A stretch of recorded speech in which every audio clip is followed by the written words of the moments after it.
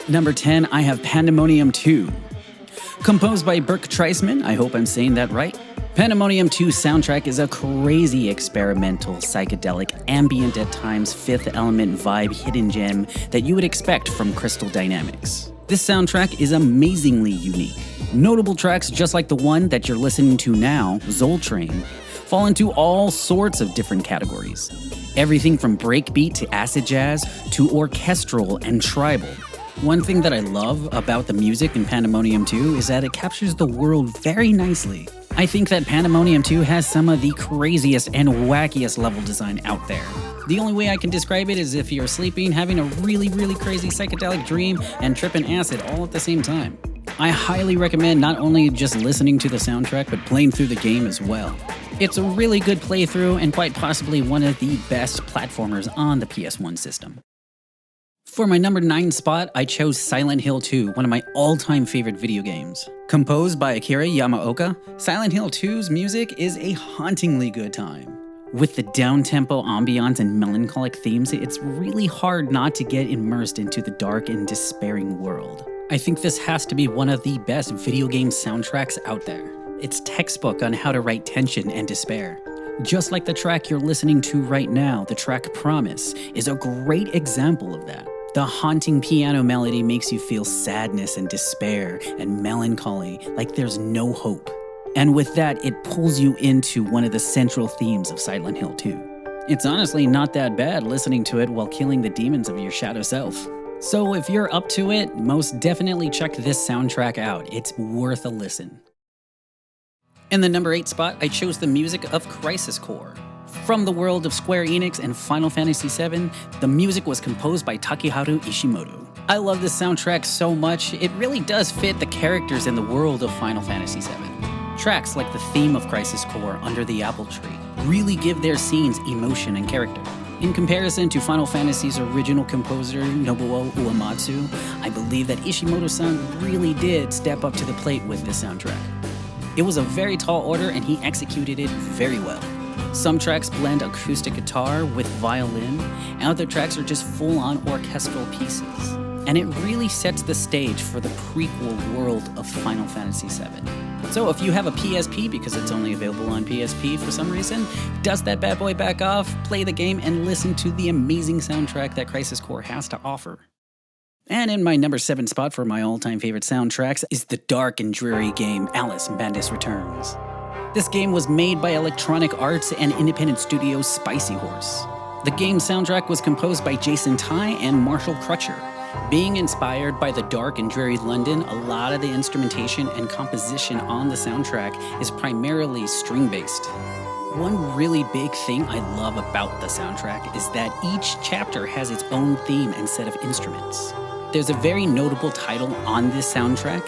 It was written by Grammy Award-winning producer and ex-Nine Inch Nails drummer, Chris Verena, who most notably composed the first title, American McGee's Alice. This soundtrack is so twisted and surreal. It's quirky at times and I love it. I think they did a fantastic job capturing that twisted vibe in their version of Wonderland. And since they released a physical copy of the soundtrack, I highly recommend picking it up and taking a listen for yourself. Oh man, coming in at number 6 is one of my all-time favorite gaming soundtracks, Persona 5. Made by one of the best gaming companies out there, Atlus, Persona 5 was composed by Shoji Meguro with an array of other composers as well. Meguro-san is actually most notable for a lot of his other works in the Shin Megami Tensei series, as well as the other Persona entries. One reason why I think this soundtrack is really rad is because it blends a lot of that trip-hop and lo-fi hip-hop together. And some of the instrumentals on there actually get you pumped up and energetic, especially the jazzy tracks. The soundtrack actually makes everyday mundane life pretty good. There's tracks on here like Beneath the Mask that make you want to look through a window on a rainy day and contemplate life. And then there's other tracks like Wake Up, Get Out There. That one's a very energetic track and makes you feel really good with a really good vibe. It's funny because I bought this game multiple times and the thing that brings me back in is the music. Flying in at number 5 is the Purple Dragon himself, Spyro. Spyro's original composer, Stuart Copeland, the former drummer from The Police, also had his hand in the new Reignited trilogy as well. This soundtrack is one of my oldest and favorite soundtracks out there, and it really captures the vibe of being magical and mystical, even whimsical at times as well. I'm really glad that they remade this game from the ground up so we can play it on current-gen consoles. This game is amazingly unique because of the instrumentation choices that Stuart Copeland picks. I love how he blends in the low rumble of bass with that unique toy-sounding organ. And since being one of the world's best drummers, his rhythm section is completely out of this world. Just take a listen to the track Dark Hollow and I think you'll see what I mean. His music really does put into perspective the living, breathing world of Spyro the Dragon. And I feel like Stuart Copeland is the only one that can come out with something so unique as this. Oh, here we go. Coming in at number 4 is Chrono Cross.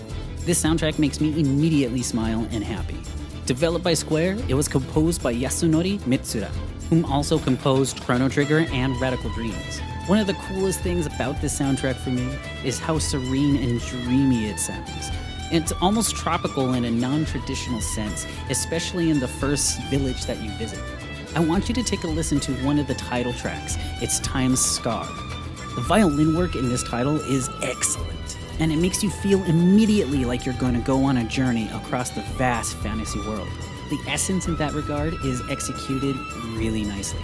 I really love how Mitsuda-san meshes bass with choir and other stringed instruments. I know I said this a lot about my other soundtracks, but this soundtrack you will not regret listening to. I highly suggest it. So clocking in at my number 3 is The Legend of Zelda Majora's Mask. The music was composed by famed composer Koji Kondo with Toru Minegishi. Besides being one of the best video games out there, the music of Majora's Mask is very weird but really fun at the same time. Take for instance the track Guru Guru Song, or formerly known as the Song of Storms. Playing over a 3/4 time signature, the accordion makes it sound very playful and very otherworldly. The more I listen to this soundtrack, makes me appreciate how thematically rich it is. Koji Kondo does an amazing job invoking dark and somber emotion and lets the player feel exactly what's going on with deep meaning and complex dissonant motifs. I love how 1 minute it'll pull on your heartstrings and then the next you're filled with tension and fear. With music this catchy, quirky, and fun, my number 2 is going to be Katamari Damacy. The soundtrack was composed by an array of composers and musicians and blends electronic music with an impact of jazz and samba. Take for instance the track Gin and Tonic and Red Red Roses. The swing of the rhythm dictation fits very nicely with the accompaniment of the upright bass. Throw some jazz vocals in there and then finishing off with some improv style flute, and then boom, you have a recipe for jazz style wackiness. Katamari's soundtrack is littered with music like this. It makes the game exciting and fun, and you can play for hours without feeling any fatigue or redundancy. And here we are at my number 1 favorite video game soundtrack in the history of ever, and it's Final Fantasy VII. From beginning to end, this is a true video game music masterpiece. Composer Nobuo Uematsu, Final Fantasy's veteran composer, did a masterful job on creating this music. He has such a unique approach to making themes. I love the way that Uematsu-san mixes his orchestral pieces with the rhythm of trap drum beats. Final Fantasy VII soundtrack is a very distinctive sound due to the amount of 7th chords played throughout.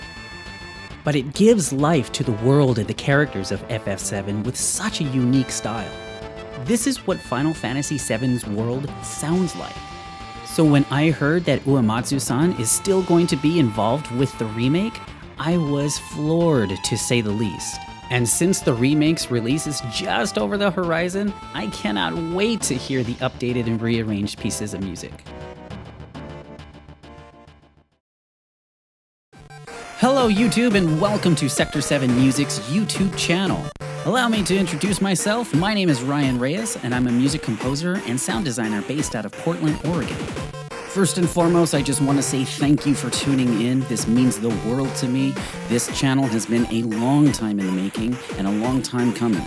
So Sector 7 Music's channel is all about game audio, the music, the sound design, and pretty much everything in between. So to kick things off and to break the ice, I wanted to do a top 10 video of my all-time favorite game soundtracks. And if you like what you saw, give me a like and a subscribe. Then head over to sector7music.com. There you could check out game audio articles as well as news in the industry and a collection of my musical works and sound design. You can also check out Sector 7 Music on Instagram, Twitter, Twitch, as well as SoundCloud. So here's to many more videos, and thanks for watching. I hope you enjoyed it.